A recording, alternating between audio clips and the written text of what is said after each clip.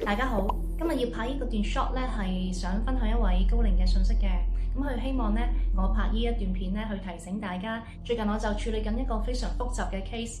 當事人咧嗰個時候曾經接受過一啲不知名嘅 attunement，即係灌頂嘅儀式，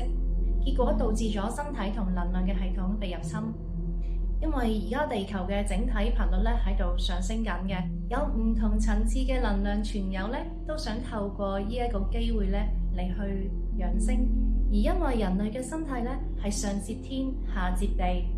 好容易咧就成為咗佢哋想要進入嘅媒介嘅目標啦。關於 attunement 灌頂咧，我希望你哋了解一啲事。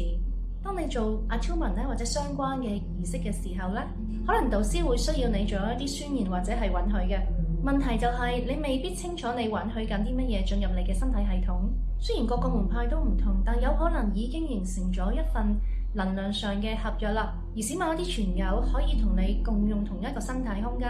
然而唔係所有嘅存在都係溫和嘅，識得尊重你嘅邊界，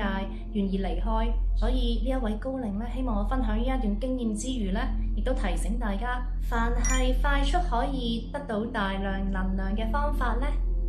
請你提高警覺啦，因為一旦你主動接受咗外來嘅能量入侵你嘅系統咧，你就係已經同意咗或者允許咗一個能量上嘅交易。咁如果被入侵嘅時候，可唔可以強制驅趕佢哋呢？好多時候呢種狀態咧都好難被干涉嘅，因為對方係得到你嘅允許，得到你嘅邀請，所以進入咗你嘅身體系統。如果我哋強行去驅趕咧，就有可能會出現一啲副作用啦，就好似能量系統嘅受損啦、神經系統啦，同埋情緒上嘅失衡，靈魂藍圖咧亦都會被干擾。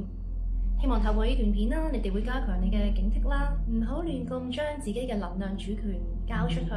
假如真係要做靈氣灌頂啦，或者attunement啦，最好就係選擇一啲有清楚嘅繼承啦，有歷史系統嘅繼承啦，有倫理邊界嘅導師。